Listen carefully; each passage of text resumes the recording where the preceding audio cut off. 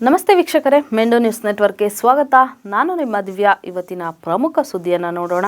ಹಿರಿಯ ಶಿಕ್ಷಣ ತಜ್ಞರಾದಂತಹ ದೊರೆಸ್ವಾಮಿ ಅವರು ಇವತ್ತು ವಿಧಿವಶರಾಗಿದ್ದಾರೆ.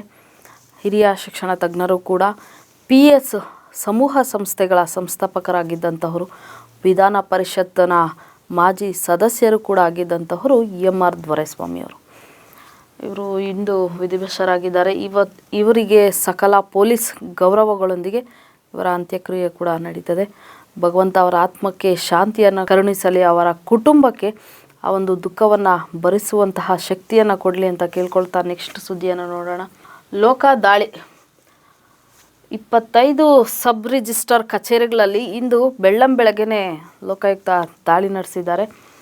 ಯಶವಂತಪುರ, ಬ್ಯಾಟರಾಯನಪುರ, ಪಣೀಸಂದ್ರ, ದೇವನಹಳ್ಳಿ, ದೊಡ್ಡಬಳ್ಳಾಪುರ, ವಿಜಯನಗರ, ಕೆಂಗೇರಿ, ತಾವರೆಕೆರೆ, ರಾಮನಗರ ಹೀಗೆ ಒಟ್ಟು ಒಂದು 25 ಸಬ್ ರಿಜಿಸ್ಟರ್ ಆಫೀಸಲ್ಲಿ ಲೋಕಾಯುಕ್ತರು ದಾಳಿಯನ್ನು ನಡೆಸಿದ್ದಾರೆ.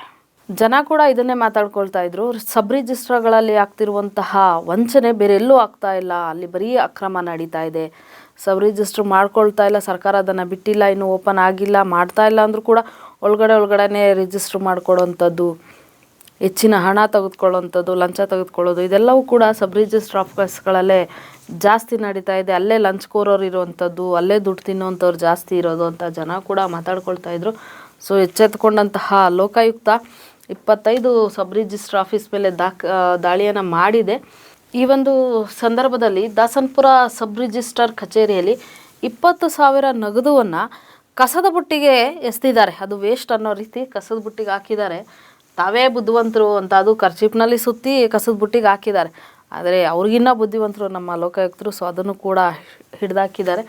ಸೊ ಅದರಲ್ಲಿದ್ದಂತಹ 20,000 ನಗದು ಏನಿತ್ತು ಅದನ್ನು ಪಡ್ಕೊಂಡಿದ್ದಾರೆ. ಅದಲ್ಲದೆ ಅಲ್ಲಿನ ಗುಮಾಸ್ತರು ಯಾರಿರ್ತಾರೆ ಅವರ ಒಂದು ಅಕೌಂಟ್ಗಳಿಗೆ, ಅಂದರೆ ಫೋನ್ಪೇ ಮಾಡಿಸ್ಕೊಳ್ಳುವಂಥದ್ದು, ಮತ್ತು ಅವರ ಹೆಂಡತಿ ಯಾರಿರ್ತಾರೆ ಅವರ ಅಕೌಂಟ್ಗಳಿಗೂ ಕೂಡ ರಿಜಿಸ್ಟರ್ಗೋಸ್ಕರ ಫೋನ್ಪೇಗಳನ್ನು ದುಡ್ಡನ್ನು ಮಾಡಿಸ್ಕೊಳ್ಳುವಂಥದ್ದು ಇದೆಲ್ಲವೂ ಕೂಡ ಕಂಡು ಬಂದಿದೆ.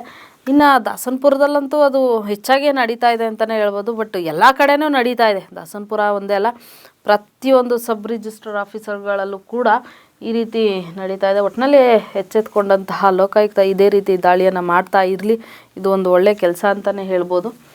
ಇನ್ನು ನೆಕ್ಸ್ಟ್ ನೋಡೋದಾದರೆ ವೀಕ್ಷಕರೇ, 8 ಭ್ರಷ್ಟ ಅಧಿಕಾರಿಗಳ ಮೇಲೆ ಲೋಕಾಯುಕ್ತ ದಾಳಿ. ಅದು ಸಬ್ ರಿಜಿಸ್ಟರ್ ಆಫೀಸ್ ಮೇಲೆ ದಾಳಿ ಮಾಡಿದರೆ, ಇದು ಭ್ರಷ್ಟ ಅಧಿಕಾರಿಗಳೇನಿದ್ದಾರೆ ಅವ್ರ ಮೇಲೆ ದಾಳಿ ಮಾಡಿದ್ದಾರೆ ಲೋಕಾಯುಕ್ತ. ಇದೇ ವಿಧಾನಮಂಡಲ ಅಧಿವೇಶನ ಏನು ನಡೀತಾ ಇತ್ತು ಆ ಒಂದು ಸಂದರ್ಭದಲ್ಲೇ ಒಂದಷ್ಟು ಜನ ಅಧಿಕಾರಿಗಳು ಏನಿದ್ರು ಅವರ ಒಂದು ಸ್ಥಳಗಳು, ಅವರಿಗೆ ಯಾವ್ಯಾವ ಆಸ್ತಿ ಪಾಸ್ತಿ ಏನಿದೆ, ಎಲ್ಲೆಲ್ಲಿ ಮನೆಗಳು ಮಾಡ್ಕೊಂಡಿದ್ರು ಆ ಒಂದು ಸ್ಥಳಗಳ ಮೇಲೆ ದಾಳಿ ಮಾಡಿದ್ದಾರೆ. ಆ ಸಂದರ್ಭದಲ್ಲಿ 64.70 ಲಕ್ಷ ರು ನಗದು, 3.73 ಕೋಟಿ ಮೌಲ್ಯದ ಚಿನ್ನಾಭರಣ ಸೇರಿ 36.53 ಕೋಟಿ ರು ಮೌಲ್ಯದ ಆಸ್ತಿಯನ್ನು ಪತ್ತೆ ಹಚ್ಚಿದ್ದಾರೆ. ಇದಿಷ್ಟು. ಮತ್ತು ಅದಲ್ಲದೆ 1.98 ಲಕ್ಷ ರು ಮೌಲ್ಯದ ನಿರ್ಬಂಧಿತ ನೋಟುಗಳು ಕೂಡ ಸಿಕ್ಕಿದೆಯಂತೆ. ಇವತ್ತು ಬೆಳಗ್ಗೆನೇ ಲೋಕಾಯುಕ್ತರು ಭರ್ಜರಿ ಬೇಟೆ ಆಡಿದ್ದಾರೆ ಅಂತಲೇ ಹೇಳ್ಬೋದು. ಇದೆಲ್ಲ ಒಂದು ರೀತಿ ಹೇಗಾಗ್ತಾ ಇದೆ ಅಂದರೆ, ಒಂಥರ ಹೆಗ್ಣಗಳು ಸೇರ್ಕೊಂಡ್ಬಿಟ್ಟಿವೆ ಈ ಸಬ್ ರಿಜಿಸ್ಟರ್ ಆಫೀಸ್ಗಳಲ್ಲೂ ಕೂಡ, ಮತ್ತು ಈ ರೀತಿ ಭ್ರಷ್ಟ ಅಧಿಕಾರಿಗಳು ಅಂತಲೂ ಹೇಳ್ಬೋದು. ಯಜ್ಞಗಳು ಅವಕ್ಕೆ ಎಷ್ಟು ಸಿಕ್ಕಿದ್ರೂ ಸಾಲಲ್ಲ ಅನ್ನೋ ರೀತಿ ಇವ್ರಿಗೂ ಕೂಡ ಎಷ್ಟು ಲಂಚ ತಗೊಂಡ್ರು, ಎಷ್ಟು ಭ್ರಷ್ಟಾಚಾರ ಮಾಡಿದ್ರು, ಎಷ್ಟು ಬಡವರು ತಲೆ ಮೇಲೆ ಕೈ ಇಟ್ಟರು ಕೂಡ ಇವ್ರಿಗೆ ಸಮಾಧಾನ ಆಗಲ್ಲ ಅನಿಸುತ್ತೆ.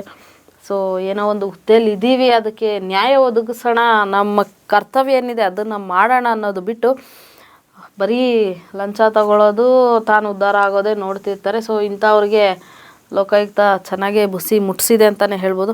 ಸೊ ಇದು ಒಂದು ರೀತಿಯಾಗಿ ಲೋಕಾಯುಕ್ತರಿಗೆ ಹ್ಯಾಟ್ಸ್ ಆಫ್ ಹೇಳಲೇಬೇಕು. ಇದೇ ರೀತಿ ಇದಿಷ್ಟೇ ಅಲ್ಲ, ಇನ್ನೂ ಬೇಜಾನಿದ್ದಾವೆ. ಸಬ್ ರಿಜಿಸ್ಟರ್ ಆಫೀಸ್ ಆಗಿರಬಹುದು ಅಥವಾ ಈ ರೀತಿ ಭ್ರಷ್ಟ ಅಧಿಕಾರಿಗಳಾಗಿರ್ಬೋದು, ತುಂಬ ಇದ್ದಾವೆ. ಇನ್ನು ತುಂಬ ಜನ ಭ್ರಷ್ಟ ಅಧಿಕಾರಿಗಳು ಕೂಡ ಇದ್ದಾರೆ. ಸಬ್ ರಿಜಿಸ್ಟ್ರಾರ್ ಆಫೀಸ್ಗಳು ದೇವನಹಳ್ಳಿಯಲ್ಲಂತೂ ಕೂಡ ಹೇಳ್ಬಾರ್ದು, ಆ ರೀತಿ ನಡೀತಾನೆ ಇರುತ್ತೆ. ಬಟ್ ಲೋಕಾಯುಕ್ತ ಹೀಗೆ ಅವರ ಕಾರ್ಯವನ್ನು ಮುಂದುವರಿಸಿದ್ರೆ ಭ್ರಷ್ಟಾಚಾರ ನಿಲ್ಲಬಹುದೇನೋ, ನೋಡೋಣ. ಸದ್ಯಕ್ಕಂತೂ ಅವ್ರಿಗೆ ಹ್ಯಾಟ್ಸ್ ಆಫ್ ಹೇಳ್ತಾ ಇದಾಗಿತ್ತು ಈ ಕ್ಷಣದ ಸುದ್ದಿ. ನಿರಂತರ ಸುದ್ದಿಗೆ ನೋಡ್ತಾ ಇರಿ ಮೆಂಡು ನ್ಯೂಸ್ ನೆಟ್ವರ್ಕ್. ಮೆಂಡು ನ್ಯೂಸ್ ನೆಟ್ವರ್ಕ್, ಸತ್ಯದ ಕನ್ನಡಿ.